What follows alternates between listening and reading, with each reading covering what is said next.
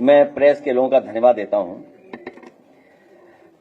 साथ ही साथ पूरे प्रदेश के बड़ी संख्या में आज भारत रत्न जननायक कर्पूरी ठाकुर उनकी जयंती पे हम सब लोग बैठे थे। बहुत से लोगों ने अपने विचार और सुझाव दिए हैं।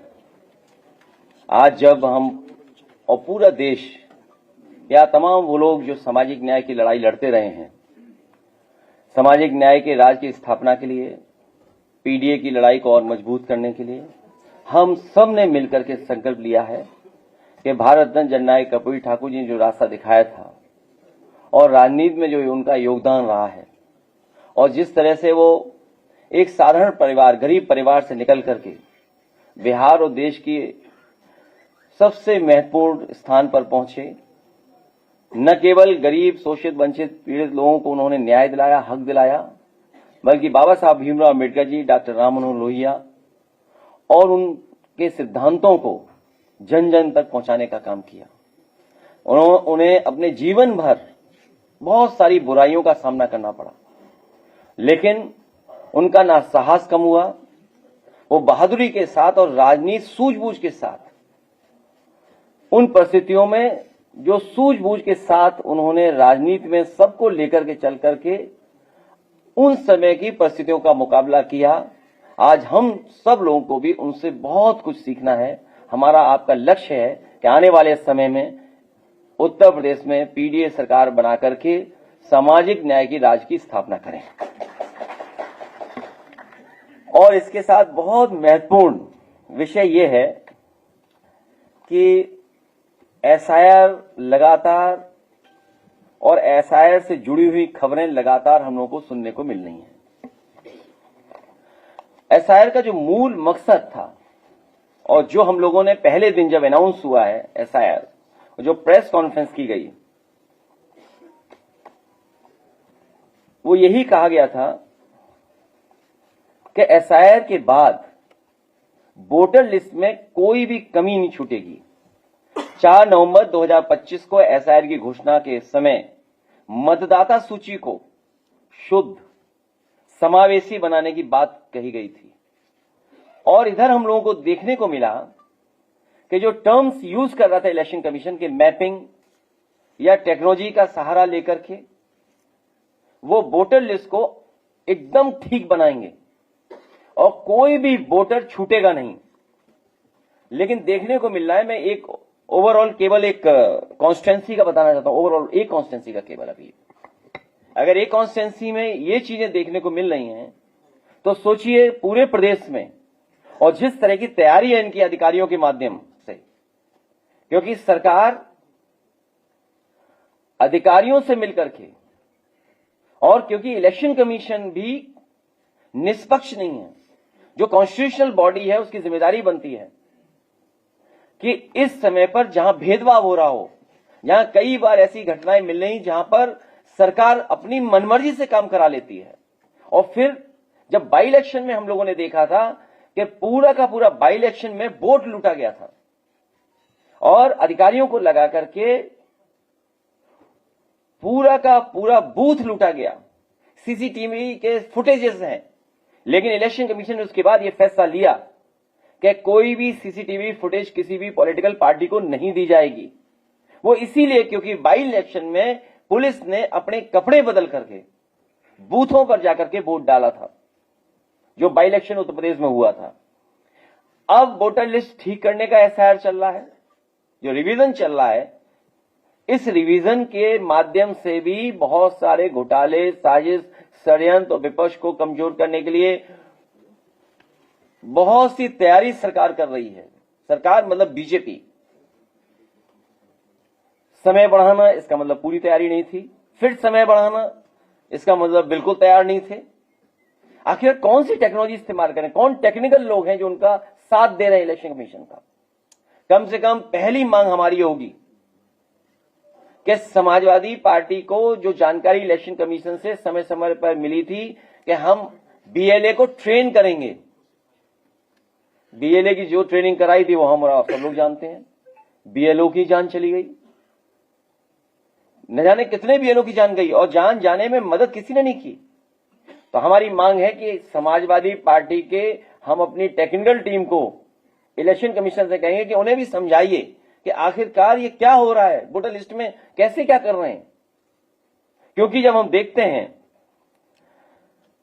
केवल एक कॉन्स्टिट्यूंसी, असेंबली कॉन्स्टिट्यूंसी की बात कर रहा हूं मैं, कन्नौज सदर 198, जो डेटा बता रहा है वो डेथ का है 12,884, अनट्रेसेबल एंड एब्सेंट 30,814, रिफ्यूज्ड जो फॉर्म नहीं वापस आए 1,287, permanently shifted 31,564, unknown 7, already enrolled 6,000, तो टोटल बनता है 83,226। लेकिन इसके साथ सवाल यह है कि डुप्लीकेट इतने हमें मिले दिखाई दे रहे हैं, डुप्लीकेट वोट। ये डुप्लीकेट देखिए आप, मैं कहूंगा स्क्रीन पर रन थ्रू कर दें वो डुप्लीकेट, ये देखिए डुप्लीकेट। मतलब इतना इलेक्शन कमीशन क्या कर रहा है, एक ही नाम से दो वोट, ये आप रन थ्रू कर दो। ये देखिए, ये है लिस्ट, और बाकायदा लिस्ट है नाम के साथ। और तब हम लोगों ने, जब हम अपने एफर्ट से मैनुअली, हमें कोई टेक्निकल सपोर्ट नहीं मिल रहा है, हम कैसे ढूंढेंगे, हम कैसे ढूंढेंगे कि डबल है नाम, हम कितने पन्ने पलटेंगे। तो मेरी मांग है कि इलेक्शन कमीशन हम लोगों का सहयोग करे, वो टेक्निकल एक्सपर्ट्स पार्टी कार्यालय भेज दें, या कोई लैब हो या कोई ट्रेनिंग इंस्टीट्यूट हो, वहां हम अपने वर्कर्स को भेजेंगे बूथ स्तर के, जिससे कि वो भी ट्रेन होकर के आए और ये पता कर सकें कि कोई डबल वोट तो नहीं बना लिया बीजेपी ने, फर्जी वोट तो नहीं बना लिया, क्योंकि अब फर्जी वोट बनाने की तैयारी कर रहे हैं लोग। अब सुनने में आया है कि पहले तो यह बताया गया था कि मैपिंग मतदाताओं को कोई नोटिस नहीं दी जाएगी, वो रन थ्रू करते रहो आप डुप्लीकेट वोट्स। लेकिन अब मैपिंग में भी लॉजिकल एरर के नाम पर 2 करोड़ 22 लाख मतदाताओं को नोटिस भेजी जाएगी। पहले बताया गया था कि मैपिंग मतदाताओं को कोई नोटिस नहीं दी जाएगी, अब तैयारी है 2 करोड़ की। तो कुल मिलाकर जो नोटिस जाने वाली है वो 3 करोड़ 26 लाख मतदाताओं को नोटिस भेजी जाएगी। सबसे महत्वपूर्ण सवाल कि सुनवाई नोटिस की जानकारी राजनीतिक दलों और राजनीतिक दलों के बूथ लेवल एजेंटों को नहीं दी जा रही है। सुनवाई कब होगी, कैसे होगी, उसकी कोई जानकारी बीएलए को नहीं दी जा रही है, पॉलिटिकल पार्टी के एजेंट को। सुनवाई, नोटिस सुनवाई स्थल पर चस्पा भी नहीं की जा रही, इसका तो जानकारी ही नहीं होगी।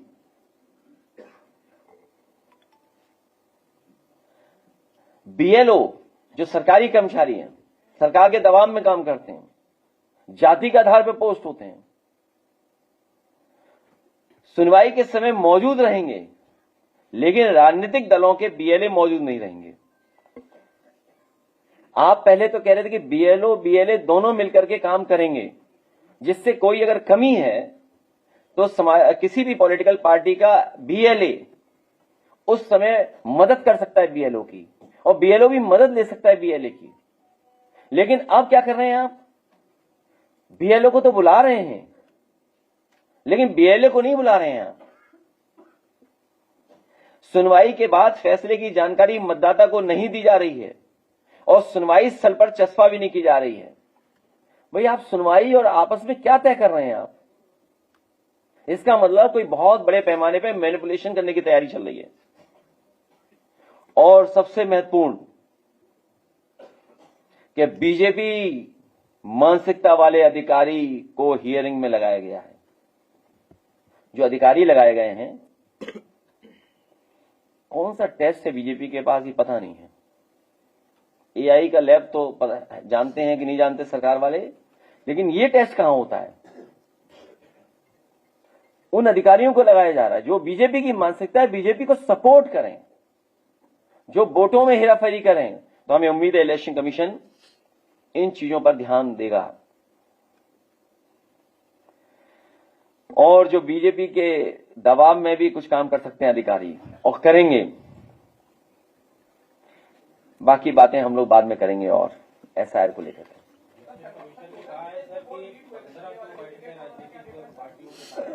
नहीं तो ये है कन्नौज विधानसभा में, तो ये सुनवाई किससे हुई है? मैं क्या कह रहा हूँ, ये सुनवाई किससे हुई? मैं तो एक एग्जांपल दे रहा हूँ आपको। नहीं, हम तो खुद ही जानना चाहते हैं इलेक्शन कमीशन के कौन टेक्नोलॉजी का सपोर्ट करे, जिससे हमें भी सिखा दें, हम लोग भी थोड़ी जानकारी ले लें। उन्हीं की वोटर लिस्ट ठीक करने के लिए पॉलिटिकल पार्टी जो बीएलए हैं, तो टेक्निकल सपोर्ट भी हम लोग देने को तैयार हैं।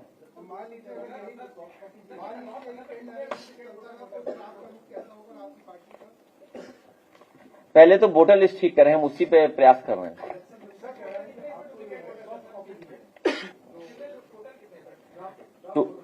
टोटल है हमारे इसमें जो नेम अननेम है क्लोज टू 200 आइडेंटिफाई कर पाए मैनुअली। हाँ, डुप्लीकेट वोटर्स।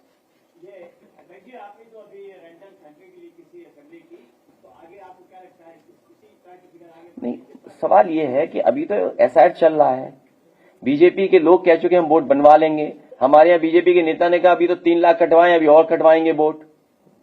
मुख्यमंत्री जी ने खुद कहा कि हमारे 4 करोड़ वोट कट गए। आपने कहा कि जो हमने राज्य निर्वाचन आयोग से जो हमने वोटर लिस्ट बनवाई है और जो भारत निर्वाचन आयोग और सेम बीएलओ जो लिस्ट बना रहा है उसमें 4 करोड़ लगभग का डिफरेंस है। तो कर क्या रही है सरकार? हम किसके पास जाएं?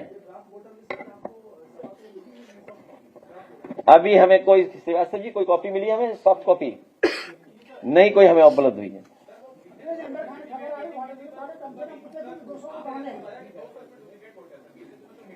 नहीं, 200 अभी निकाल पाए हम लोग। पिछले 4 दिन में हम तो इतना ही निकाल पाए हैं।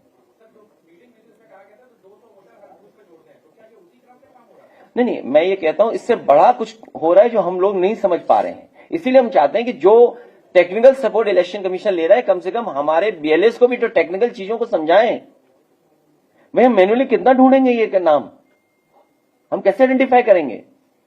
सरकार ये भी कर सकती है, चुनाव आयोग ये भी कर सकता है कि आधार से लिंक कर दें हमारा वोटर, तो बहुत आसान होंगी चीजें। आखिर आधार से क्यों नहीं लिंक करना चाहते हैं? कोई तो कारण होगा कि आधार से लिंक नहीं करना चाहते हैं। और अब तो ये भी सवाल खड़े हो रहे थे कि एसआईआर नहीं एनआरसी है।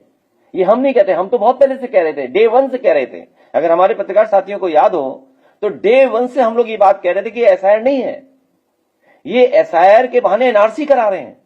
और वही बात सोचिए सुप्रीम कोर्ट से निकल करके आई। माननीय सुप्रीम कोर्ट ने भी यही कहा कि क्या आप एसआईआर के बहाने पीछे से एनआरसी करा रहे हैं? सोचिए, जो नोबेल प्राइज से सम्मानित हैं उनको भी अपनी नागरिकता बतानी पड़ रही थी। अभी कुछ दिन पहले हम सुभाष चंद्र बोस जी को याद कर रहे थे, उनके परिवार के लोगों को भी नागरिकता का प्रूफ दिखाना पड़ रहा है। तो इलेक्शन कमीशन क्या कह रहे हैं?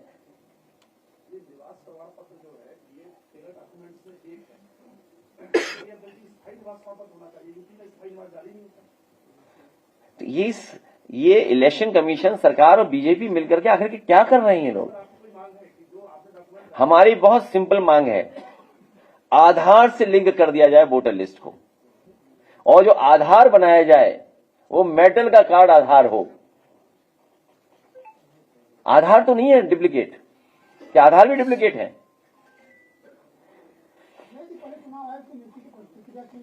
अब वो बातें कई बार हो चुकी हैं, क्यों बात करते बार बार? वहां शंकराचार्य जी स्नान नहीं कर पा रहे हैं,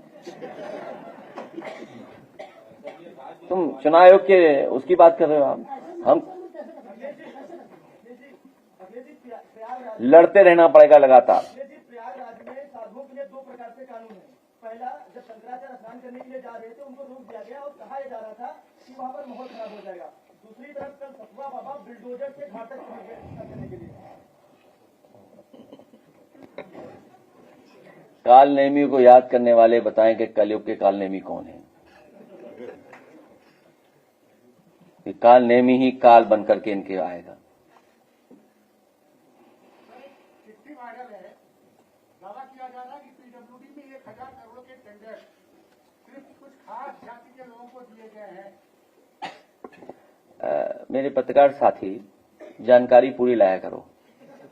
1000 करोड़ नहीं, सुनने में आए 20,000 करोड़ का, लगभग 20,000 करोड़। क्या 1000 करोड़ होगा इस सरकार में? 1000 करोड़ कुछ नहीं सरकार में।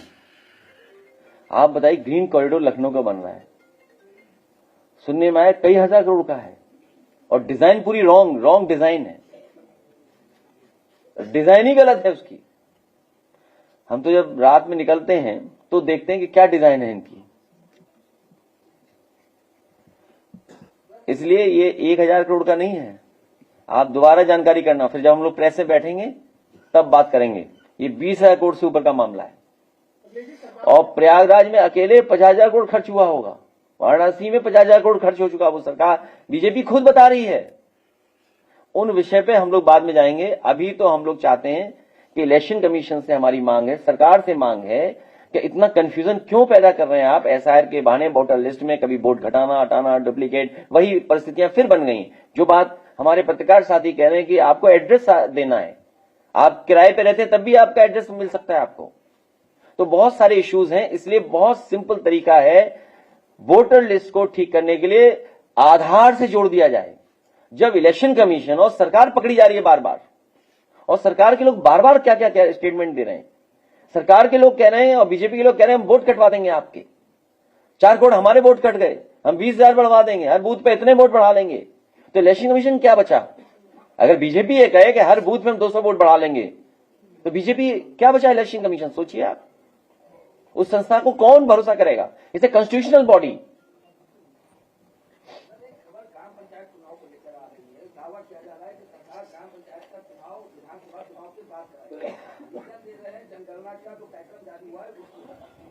उस पर भी प्रेस करेंगे, क्योंकि उसमें हमारे सविता समाज के लोग नहीं गिने जाएंगे, प्रजापति समाज के लोग नहीं गिने जाएंगे, पाल समाज के लोग नहीं गिने जाएंगे, राजभर समाज के लोग नहीं गिने जाएंगे, हम भी नहीं गिने जाएंगे, कुर्मी समाज के लोग नहीं गिने जाएंगे। जो मांग थी, बीजेपी भी उस पर हां कह रही थी, अगर आपको याद हो तो, कि जाति के आधार पर सेंसस होगा, वो विषय बाद में आएगा। आज केवल वोटर लिस्ट का है। आज बात नहीं है, आज उसकी नहीं है। क्या करोगे? पॉल्यूशन बहुत है, प्रेस पॉल्यूशन है, प्रेस पॉल्यूशन भी है।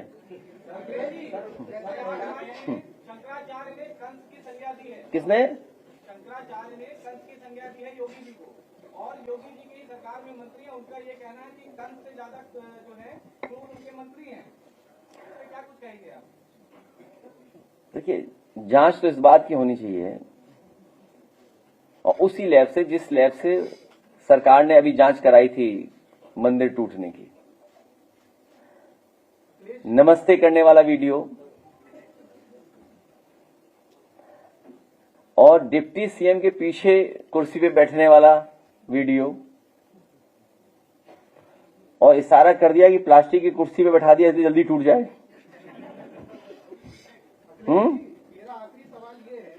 तो कम से कम ये जो फर्जी वीडियो चल रहे हैं प्लास्टिक की कुर्सी पे बैठने का, डिप्टी सीएम के पीछे बैठने का, ये जो एआई से बने हुए चल रहे हैं, कम से कम सरकार को उसी एआई लैब से इसकी भी जांच करानी चाहिए कि कौन फर्जी वीडियो बना करके चला रहा है कि हम नमस्ते नहीं कर रहे हैं। कौन है ये चला रहा वीडियो? कौन? प्रेस वाला तो नहीं कोई? इस फर्जी वीडियो की जांच होनी चाहिए, कौन एआई से जनरेट कर रहा है। मंत्री जी का ड्रीम प्रोजेक्ट है गौशालाओं को लेकर के। अभी गौ रक्षा का भी मुद्दा उठाया गया है। कई अधिकांश गौशालाओं में गया तो वहां पे गायों की मृत्यु हुई। आसपास के क्षेत्रों में जाके जब कवर किया तो गायों के कंकाल तक मिले। आपकी अगर गवर्नमेंट आती है तो गायों के लिए क्या करेंगे? हमें गायों से बड़ा लगाव है। हमारे घर में बहुत सारी गायें हैं। जितने लोग बैठे हैं सब अपने घरों में चेक कर लें, उनसे ज्यादा गाय हमारे यहाँ होगी। 30 किसी के यहाँ हो तो बताओ, कोई पत्रकार हो बताओ, किसी बीजेपी वाले के यहाँ हो तो बताओ। 30 गाय हैं, वैसे तो 45 हैं। 30 इसलिए बोला, शायद कोई ज्यादा होता तो मैं 45 बता देता। तो गाय सेवा, उसकी सेवा तो हम लोग करते ही हैं और हर दिन करते हैं। हमारे यहाँ पहली रोटी जब बनती है वो सीधी गाय को जाती है, आज भी। और यहाँ जितने लोग बैठे हैं समाजवादी लोग, इनकी पहली रोटी बनी हुई गाय को जाती है। बीजेपी की किसी को गाय को नहीं रोटी जाती। मैंने तो आज तक जाती नहीं देखी, किसी भी बीजेपी के नेता की गाय को पहली रोटी नहीं जाती। हमारे यहाँ पहली रोटी गाय को जाती है। और आपको याद दिला दें, कन्नौज में वर्ल्ड क्लास आज के समय के हिसाब से जो चीजें उपलब्ध होनी चाहिए मार्केट में, उसके लिए जो टेक्नोलॉजी है आज उसके साथ जोड़ करके पहला उत्तर प्रदेश का काऊ मिल्क प्लांट बनाया था कन्नौज में, पहला काऊ मिल्क प्लांट।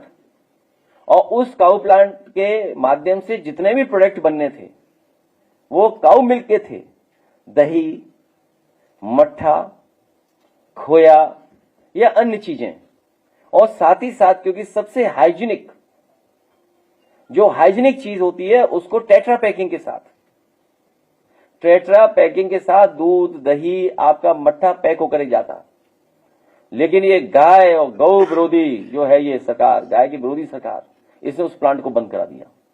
भविष्य में गाय के दूध को कैसे महंगा खरीदा जाए, क्योंकि फैट कंटेंट के हिसाब से दूध की कीमत तय होती है। भैंस के दूध का फैट कंटेंट ज्यादा होता है, लेकिन शरीर के लिए स्वादिष्ट, शरीर के लिए हेल्दी अगर कुछ होता है तो काऊ मिल्क है। तो उस दूध को और गाय को बढ़ाने के लिए भविष्य में समाजवादी सरकार बनने पर अगर हमें ज्यादा रेट से पर लीटर दूध खरीदना पड़ेगा तो हम लोग सरकार से योजना बना करके काम शुरू करेंगे, जिससे हमारी गाय की भी सेवा शुरू वहीं से होगी।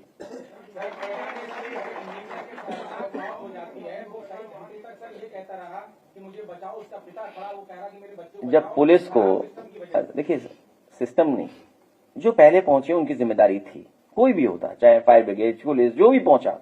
जब आप डायल 100 को बर्बाद कर दोगे, डायल 100 का काम था कि 5 मिनट के अंदर पहुंचेंगे आप।